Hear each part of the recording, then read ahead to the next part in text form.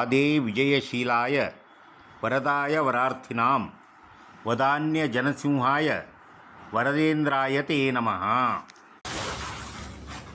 ஸ்ரீ குருப்யோ நமः. ஹரி சர்வோத்தமா வாயு ஜீவோத்தமா. சேலம் பாலாஜி அப்படிங்கிற இந்த யூடியூப் சேனல் வழியாக உங்களை நான் சந்திப்பதிலே பெருமகிழ்ச்சி அடைகிறேன். என்ன பண்ணோன்னா, தாசர் பாடலுக்கு நம்ம விளக்கம் கொடுத்து கொண்டு வந்து கொண்டிருக்கோம். நம்ம என்ன பண்ணுறோம், தாசர்களுடைய கன்னட தாசர் பாடல்களுடைய கன்னட பாடல்களுடைய அதற்கான விளக்கத்தை கொடுத்து கொண்டு வந்து கொண்டிருக்கின்றோம். அந்த வகையிலே இது 263வது எபிசோட். 263வது எபிசோட். நாம் என்ன பண்ணுறோம்னாக்கா, அப்பப்போ வர்ற ஏதாவது எத்திகள் இருக்கிறார்கள் இல்லையா, அவர்களுடைய ஆராதனையை வந்தால் அவரை போற்றி எந்த தாசராவது பாடியிருந்தால் அந்த பாடலை எடுத்துக்கொண்டு அதற்கு அர்த்தம் கூறுகிறோம். இல்லை ஏதாவது ஒரு பண்டிகையோ ஏதோ வந்ததுன்னா அதுக்கான அர்த்தத்தை, அதுக்கான பாடல்களை எடுத்துக்கொண்டு அர்த்தத்தை கூறுகிறோம். ஸோ அந்த வகையில் இந்த தடவை என்ன பண்ணுறீங்கன்னா, வரதேந்திர தீர்த்தருடைய ஆராதனை வருகிறது. நான் அன்றைக்கி வர செவ்வாய்க்கிழமைக்கு வரதேந்திர தீர்த்தருடைய ஆராதனை வருகிறது. இவருடைய பிருந்தாவனம் மூல பிருந்தாவனம்ங்கிறது பூனேயில் இருக்குது. இவர் ராயர் மடத்தின் வழி வந்தவர். ஸோ அவருடைய ஆராதனை வருது. அதனால் அவரை போற்றி ஜெகநாத தாசர் எழுதிய ஒரு பாடலை தான் எடுத்துக்கொண்டிருக்கிறோம். வரதேந்திர யதி சக்கரவர்த்தி நிரந்தர வர்ணிசுவே நிம்ம கீர்த்தி அப்படிங்கிற ஒரு பாடலை தான் எடுத்துக்கொண்டிருக்கின்றோம். இந்த பாடலை பெங்களூரை சேர்ந்த திரு பிரகலாத் ஜி குல்கர்னி அப்படிங்கிறவர் தான் பாடியிருக்கார். இவர் பார்த்தீங்கன்னாக்கா தாசர பதங்களிலே மிகவும் பாண்டித்யம் உள்ளவர். எல்லா தாசர பதமும் உங்களுக்கு நல்லா தெரியும், அதுக்கு அர்த்தங்களும் தெரியும். இவர் வடமொழியிலும் சரி, சமஸ்கிருதமாகட்டும் கன்னடமாகட்டும் நல்லா தேர்ச்சி பெற்றவர், நன்றாக பாடக்கூடியவர். இப்போ அவருக்கு உடல்நிலை கொஞ்சம் சுமாராக இருக்கிறதுனால அவரால் ரொம்ப பாட முடியல. அவர் குல்பர்கா ஏஆர் ஆர்டிஸ்டாக இருந்தவர். அவர் ரொம்ப நன்றாக ஹிந்துஸ்தானி இசையெல்லாம் பாடக்கூடியவர். இவருடைய மகள் கூட பெரிய ஹிந்துஸ்தானி பாடகி. ஸோ அவர் இந்த முறை இந்த பாடலை பாடி கொடுத்திருக்கிறார். இந்த வரதேந்திர தீர்த்தருக்கும் பிராணேஷதாசருக்கும் ஒரு நெருங்கிய நெருக்கம் உண்டு. ஸோ அந்த வழியிலே வம்சாவழியில் வந்தவர் நம்முடைய பிரகலாத் குல்கர்னி அவர்கள். ஸோ அது ஒரு சிறப்பு இந்த இடத்துல. இப்போ நம்ம பாடலுக்கு போகிறதுக்கு முன்னாடி வரதேந்திரை பற்றி ஒரு சிறு குறிப்பை பார்ப்போம். அவருடைய ஒரு ஸ்மரணைம்பாங்களே, அவரை நினைவு கூர்ந்து விட்டு அதற்கு பின்பு இந்த பாடலுக்கு போவோம். அவருடைய காலம் 1761 1785 வரைக்கும். இவருடைய இயற்பெயர் பார்த்திங்கன்னா பல்ராம் ஆச்சார்னு பேர். அதாவது இவருடைய தந்தை பேர் வேணுகோபால் ஆச்சார். இந்த வேணுகோபால் ஆச்சாருக்கு 3 பசங்க, புருஷோத்தம ஆச்சார், பலராம ஆச்சார், லட்சுமி நாராயண ஆச்சார்னு. இதில் அதிசயம் என்னென்னா, இந்த 3 பேருமே ராயர மடத்தினுடைய பீடாதிபதிகளாக வந்தவர்கள். இது ரொம்ப ரேர். இது இவருடைய அண்ணனான வசுதேந்திர தீர்த்தத்திலேருந்து தான் இவர் பட்டத்தை பெறுகிறார். இவருடைய அண்ணா புருஷோத்தம தீர்த்தருக்காக அவர் தான் வசுதேந்திர தீர்த்தராக ராயர் மடத்திலே பீடாதிபதியாக வருகிறார். அவரிடத்திலிருந்து இவர் சன்னியாசி பெறுகிறார். இவரிடத்திலிருந்து இவருடைய தம்பி லட்சுமி நாராயணாச்சார் புவனேந்திர தீர்த்தர் அப்படிங்கிற பேரோட ஆசிரமம் பெறுகிறார். இவருடைய மூல பிருந்தாவனம் பூனேயில் இருக்கிறது. இவருக்கும் நான் சொன்னாலே, இவருக்கும் பிராணேஷதாசருக்கும் ஒரு நெருங்கிய நெருக்கம் உண்டு அப்படின்னு சொல்லி, அது பிராணேஷதாசருடைய கனவிலே அருளி அவருடைய வீட்டிலேயே இவருடைய மிருத்திகா பிருந்தாவனம் இருக்கிறது. அதுதான் அவருடைய அதாவது லிங்சகூர்னு ஒரு ஊர் இருக்குது. அந்த லிங்சகூருங்கிற ஊரில் பிராணேஷதாசர் இருந்தார். அவருடைய கனவிலே இந்த வரதேந்திர தீர்த்தர் நான் உன்னுடைய வீட்டிலே ஒரு செடியாக முளைத்திருக்கிறேன், அந்த இடத்துல எனக்கு ஒரு பிருந்தாவனம் அமைத்து கூடன்னு கேட்குறாரு. அதனால் அதுக்கு சொப்ன பிருந்தாவனம்னு கூட சொல்லுவாங்க. அந்த இடத்துல அவருக்கு ஒரு மிருத்திகை பிருந்தாவனம் அமைந்திருக்கிறது. ஸோ இது சிறப்பு. இது அதே மாதிரி வரதேந்திர தீர்த்தருடைய இன்னொரு சிறப்பு என்னென்னா, வேசராஜருக்கு பிறகு இந்த தாச கூட்டத்தை வளர்த்தவர்னாக்கா நம்மளுடைய வரதேந்திர தீர்த்தர். இவருடைய முக்கியமான சிஷ்யர்னு பார்த்தீங்கன்னாக்கா நம்ம ஜெகநாத தாசர். இவர் மேலே நிறைய பாடல்கள் எழுதியிருக்கிறார். அதில் பார்த்தா வரதேந்திர பஞ்சரத்ன மாளிகா அப்படின்னு ஒரு சமஸ்கிருத ஸ்லோகத்தை கூட இவர் நம்ம ஜெகநாத் தாசர் இவர் மேலே எழுதியிருக்கிறார். ஸோ அந்தளவுக்கு இவர் நன்றாக பிரவச்சனம் செய்யக்கூடியவர். இவரும் பாடல்களை எல்லாம் எழுதியிருக்கிறார். இவரும் ஒரு கவிஞர் தான், வரதேந்திர தீர்த்தர் கூட. ஸோ அவருடைய ஆராதனை வருகிறது. ஸோ அவரை போற்றி ஸ்ரீ ஜெகநாத தாசர் பாடிய வரதேந்திர யதி சக்கரவர்த்தி நிரந்தர வர்ணிசுவே நிம்ம கீர்த்தி அப்படிங்கிற பாடலை தான் நம்ம இந்த தடவை எடுத்துக்கொண்டிருக்கிறோம். இப்போ இந்த பாடலை பிரகலாத் ஜி குல்கர்னி அவர்கள் பாடுவார்கள். அதற்கு பிறகு அந்த பாடலுக்கான அர்த்தத்தை பார்ப்போம். வாங்க இப்போ பிரகலாத் ஜி குல்கர்னி அவர்கள் பாடும் பாடலை கேட்போம். ಪರಮ ಕರುಣಿ ನಿಮ್ಮ ಚರಣ ಕಮಲ ಯುಗ್ಮಕ್ಕರಗಿ ಬೇಡುವೆ ನರವಾ ಎಮ್ಮನು ಪೊರೆವಾ ವರದೇಂದ್ರ ಯತಿ ಚಕ್ರವರ್ತಿ ನಿರಂತರ ವರ್ಣಿಸುವೆ ನಿಮ್ಮ ಕೀರ್ತಿ. ನತ ಜನ ಬಂಧು ನೀನೆಂದು ತಿಳಿದು ನುತಿಸಿದೆ ಗುಣಗಣ ಸಿಂಧು. ಪ್ರತಿಗಾಣೆ ನಿಮಗೆ ಯತಿವಾರ ಪ್ರಣತ ಕಾಮಿತ ಕಲ್ಪ ತರುವೆ ನಿರ್ಜಿತ ಮಾರ್ಗಣ. ಕ್ಷಿತಿಯೊಳಗೆ ಪ್ರತಿದಿನದಿ ಪರಮದ್ಭುತವೆನಿಸುವುದು ನಿಮ್ಮ ದಾನ ಪ್ರತತಿ ಸಾಂಪ್ರತ ಮೃದು ಮಧುರ ವಚನ ಶಾಸ್ತ್ರ ಪ್ರವಚನ. ವರದೇಂದ್ರ ಯತಿ ಚಕ್ರವರ್ತಿ ಮರುತ ಮತಾಂಬುಧಿ ಚಂದ್ರಾಚಾಮಿ ಕರವರ್ಣ ಸರಸ ಕವೀಂದ್ರ. ಪರಮತ ತಿಮಿರ ಭಾಸ್ಕರ ವಾಸುದೇಂದ್ರ ಸದ್ಗುರುಕರ ಸಂಜಾತ ನಿರೂಪಮ ನಿರ್ಭೀತ. ಖರಮತನ ಪದ ಕೋಕನದ ಮಧುಕರ ಕೃಪಾಕರ ಕರವ ಪಿಡಿದ್ ಧ್ವರಿಸು ಬದುಭೂಸುರ ಕುಲು ತಂಸ ನಮ್ಮ ಪರಮಹಂಸ. ಯದುಂದೇಂದ್ರ ಯತಿ ಚಕ್ರವರ್ತಿ ಕಲಿತ ಸುಂದರ ಮಂದ ಹಾಸಾಯೇ ಕಲುಷಸು ತತ್ವ ವಿಲಾಸ. ಗಲಿತಾಗ ಸಂಗ ನಿಶ್ಚಲ ಜಗನ್ನಾಥ ವಿಠ್ಠಲ ನೋಲಿಮೆಯ ಪಡೆದ್ ಇಳೆಯೋಳು ಚರಿಸುವಿ. ಬಳಿರೆ ಪ್ರತಿಯೋಗಿಗಳ ನಿಪ ಕಲಿ ಕುಲಭ ಕೇಸರಿ ನಿಮ್ಮ ದಾಸೊರಳ್ ಒಲಿದು ಪಾಲಿಪುದನ ವರತಯನ್ನ ನಂಬಿದೆನು ನಿನ್ನ. ವರದೇಂದ್ರ ಯತಿ ಚಕ್ರವರ್ತಿ ನಿರಂತರ ವರ್ಣಿಸುವೆ ನಿಮ್ಮ ಕೀರ್ತಿ. ಪರಮ ಕರುಣಿ ನಿಮ್ಮ ಚರಣ ಕಮಲ ಯುಗ್ಮ ಕೆರಗಿ ಬೇಡುವೆ ನೊರವಾ ಎಮ್ಮನು ಪೊರೆವಾ. ವರದೇಂದ್ರ ಯತಿ ಚಕ್ರವರ್ತಿ ನಿರಂತರ ವರ್ಣಿಸುವೆ ನಿಮ್ಮ கீர்த்தி. ஸோ நம்முடைய நண்பர் பிரகலாத்ஜி குர்கனி அவர்கள் இந்த பாடலை மிக நன்றாக பாடியிருந்தார். அவருக்கு என்னுடைய பாராட்டுதலையும் நன்றிகளையும் நான் தெரிவித்துக் கொள்கிறேன். இப்போ பாடலுடைய பல்லவி அனுபல்லவிக்கு போவோம். வரதேந்திர யதி சக்கரவர்த்தி நிரந்தர வர்ணிசுவே நிம்ம கீர்த்தி. இந்த யத்திகளின் சக்கரவர்த்தியாக விளங்கிக் கொண்டிருக்கின்ற வரதேந்திர தீர்த்தரே, உங்களுடைய புகழ் இருக்கிறது இல்லையா, அதை நான் எப்பொழுதும் பாடிக்கொண்டே இருப்பேன் அப்படின்றாரு நம்மளுடைய ஜெகநாததாசர். அவருடைய முக்கியமான சிஷ்யர் இவர். பரம கருணி நிம்ம சரண கமல யுக்மக்கே எரகி ಬೇಡುವನು வரவா எம்மன்னு பொறவா. இந்த பரம கருணையாக இருக்கின்ற கருணாமூர்த்தியாக திகழ்கின்ற வரதேந்திர தீர்த்தரே, உங்களுடைய சரண கமங்களிலே நான் பணிந்து வரங்களை வேண்டுவேன், நீ என்னை காப்பாற்ற வேண்டும். எம்மன்னு பொறவா, என்னை நீ காப்பாற்ற வேண்டும், எனக்கு நீ அருள வேண்டும் அப்படின்னு சொல்லிட்டு ஜெகநாததாசர் கேட்குறாரு. அதுதான் இந்த பல்லவி அனுபல்லவியோட அர்த்தம். இப்போ பாடலுடைய முதல் சரணத்துக்கு போவோம்.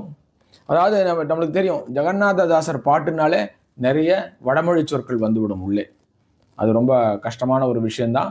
இருந்தாலும் டெஃபினட்டாக நம்ம அதுக்கான அர்த்தத்தை தர நான் முயற்சிக்கிறேன்.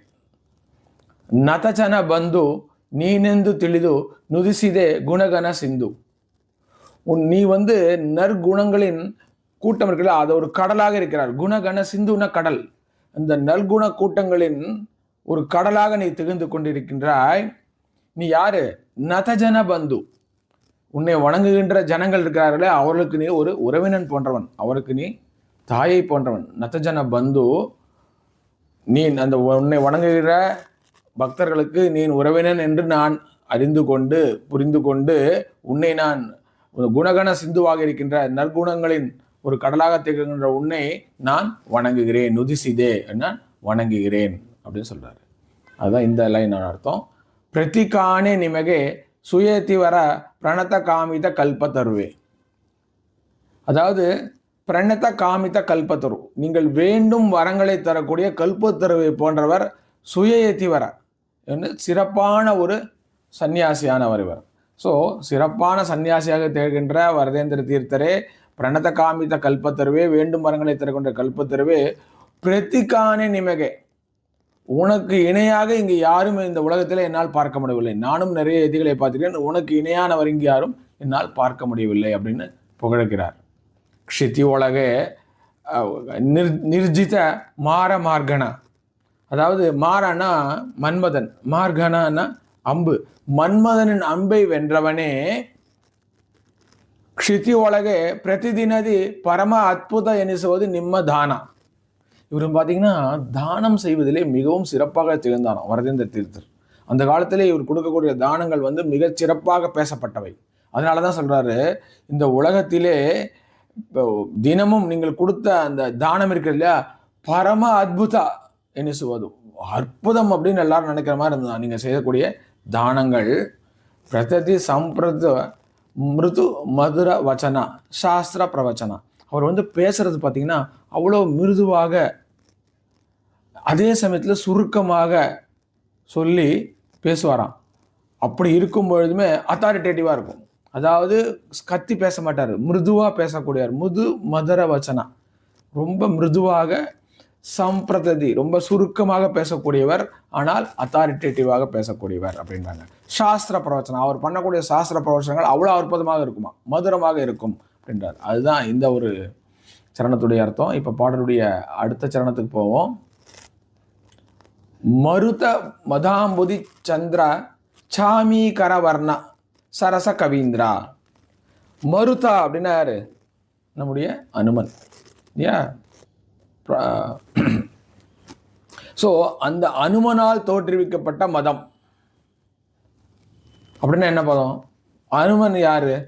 மத்வர் தான். ஸோ மத்வரால் தோன்றுவிக்கப்பட்ட மதம் எதுனாக்கா நம்ம தத்துவவாதம் எனப்படுகின்ற துவைத்த மதம். ஸோ இந்த மதத்துக்கு நீ என்ன பண்ற? ஒரு அந்த கடலுக்கு சந்திரனை போல திகழ் கொண்டிருக்கின்றவன். இந்த மத்வரால் தோற்றுவிக்கப்பட்ட இந்த மதத்து என்கிற கடலுக்கு நீ சந்திரன் போல விளங்கி கொண்டிருக்கின்றவன். ஷாமி கரவர்ண சரச கவீந்திரா. ஷாமி கரவர்ணனாக்கா அவர் பார்த்தா அவ்வளோ வெள்ளை வெள்ளையர்னு ரொம்ப அப்படியே தங்க மாதிரி மின்னிட்டு இருப்பாராம். அவருடைய உடல் வர்ணம் இருக்கிறது இல்லையா, வெள்ளை வெள்ளையர்னு இருந்தாராம், நல்ல தங்க நிறத்தில். அதான் ஷாமி கரவர்ணான், அதாவது தங்க நிறத்திலே இருந்து கொண்டிருக்கின்ற சரசமாக கவிதைகளை எழுதக்கூடியவனே. சரளமாக அப்படின்னா சரளமாக கவிதைகளை எழுதக்கூடியவனே. பரமத திமிர பாஸ்கர வசுதேந்திர சத்குரு கரசஞ்சாத்தா. பிற மதங்கள் இருக்கிறது இல்லையா, அந்த மதங்கள் என்னும் இருளுக்கு, அந்த பிற மதங்கள் என்ற இருளை ஓட்டக்கூடிய சூரியனாக திகழ்ந்த வசுதேந்திரர் அப்படிங்கிற சத்குரு இருக்கிறார் இல்லையா, அவர் மூலமாக சந்நியாசத்தை பெற்றவனே. நான் சொன்னேன் இல்லையா, இவருடைய அண்ணா தான் அவர்கிட்ட தான் அவர் சன்னியாசம் பெறுகிறார். இவருடைய வித்யா குருன்னு பார்த்தீங்கன்னா வாதீந்திர தீர்த்தரும், இவருடைய ஆசிரம குருன்னு பார்த்தீங்கன்னாக்கா நம்ம வசுதேந்திர தீர்த்தரும். ஸோ அவர் கையினால் சந்நியாசம் பெற்றவனே. நிருப்பம நிர்பீதா, எப்பொழுதும் பயமே இல்லாமல் இருப்பவனே.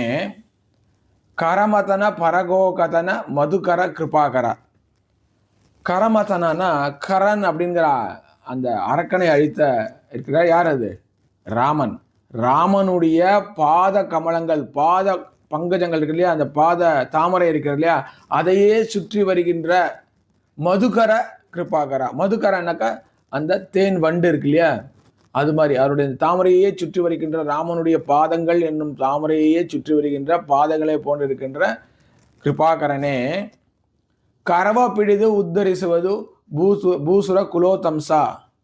என்னை கரத்தை பிடித்து கொண்டு, நாமெல்லாம் என்ன அவருக்கு குழந்தையை போல் அவர்கள் தத்தாப்பு தான் நடக்கிறோம், கீழே வந்துடுவோம் என்னுடைய வாழ்க்கை பயணத்தில். அப்போ நீ என்ன பண்ண? என்னுடைய கையை பிடிச்சி மெதுவாக கூட்டிகிட்டு போகணும், கூப்பிட்டு போய் என்னை உத்தாரம் செய்ய வேண்டும் அப்படின்னு கேட்குறாரு. பூசுர குலோதம்சா, அதாவது இந்த அந்தனர் குலத்திலேயே மிகவும் சிறந்தவனாக திகழ்ந்து கொண்டிருக்கின்றவனே நம பரமஹம்சம், உன்னை நான் வணங்குகிறேன் அப்படின்றார். அதுதான் இந்த ஒரு சரணத்தோட அர்த்தம். இப்போ பாடலுடைய கடைசி சரணத்துக்கு வருவோம். நம்முடைய ஜெகநாததாசருடைய அங்கிதம் என்ன? ஜெகநாத விட்டலா. ஸோ அதை கொண்டு இந்த பாடலை அவர் முடிக்கிறார். கலித சுந்தர மந்தஹாச ஹே நிஷ்கல்மஷா. கலினா மொட்டு. ஸோ இந்த மலர் மொட்டு இருக்குது இல்லையா, அது மலர்ந்த பொழுது எவ்வளோ ஃப்ரெஷ்ஷாக இருக்கும்.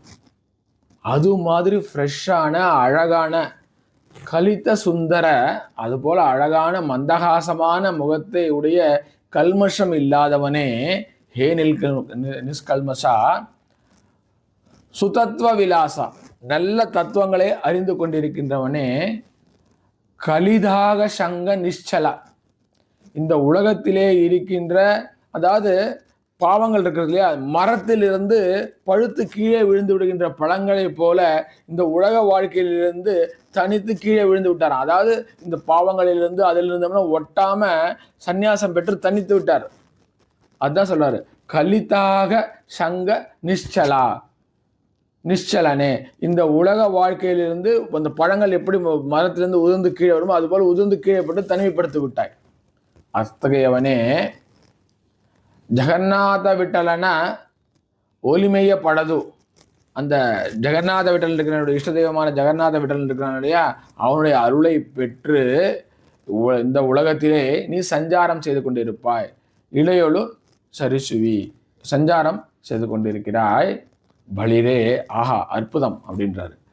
பிரதியோகிகள் நினைப்ப கலிகுலப கேசரி, பரவாதிகள், அந்த மற்ற மதத்தை சென்ற வாதிகள் இருக்கிறார்கள் இல்லையா, அத்தகைய வாதிகளை அவர் என்ன பண்றாருன்னா யானை குட்டிகளின் ஒரு கூட்டமாக உருவகப்படுத்துகிறார். பரமதவாதிகளை ஒரு ஆணை குட்டிகளின் கூட்டமாக இருந்தால் அந்த கூட்டத்துக்கு கேசரி போன்றவன் நீ சிங்கத்தை போன்றவன் அப்படின்னு சொல்றாரு. அதுதான் நிம்ம தாசரொழு ஒளிது, நான் உன்னுடைய தாசன் இல்லையா, அப்போ எனக்கு நீ அருள் புரிந்து என்னுடைய இந்த ஒரு வேண்டுதலுக்கு மனம் மகிழ்ந்து என்னை பாலிப்பது, எனக்கு அருள் பாலிக்க வேண்டும். அனவரத்தா, எப்பொழுதும் என்னை நீ காக்க வேண்டும். நம்பிதனோ நின்னா, உன்னையே நான் எப்பொழுதும் நம்பிக்கொண்டிருக்கின்றேன். என்னுடைய வரதேந்திர தீர்த்தரே, வரதேந்திர யதி சக்கரவர்த்தி, நிரந்தர வர்ணிசுவே நிம்ம கீர்த்தி அப்படின்றார். ஸோ இதுதான் நம்ம ஜெகநாததாசருடைய இந்த பாடலுக்கான அர்த்தம். இந்த வரதேந்திர தீர்த்தருடைய ஆராதனை என்று இந்த பாடலை பாடி அவருடைய அருளை நாமும் பெறுவோமாக என்று கூறி என்னுடைய இந்த எபிசோடை நான் இத்துடன் முடித்துக் கொள்கிறேன்.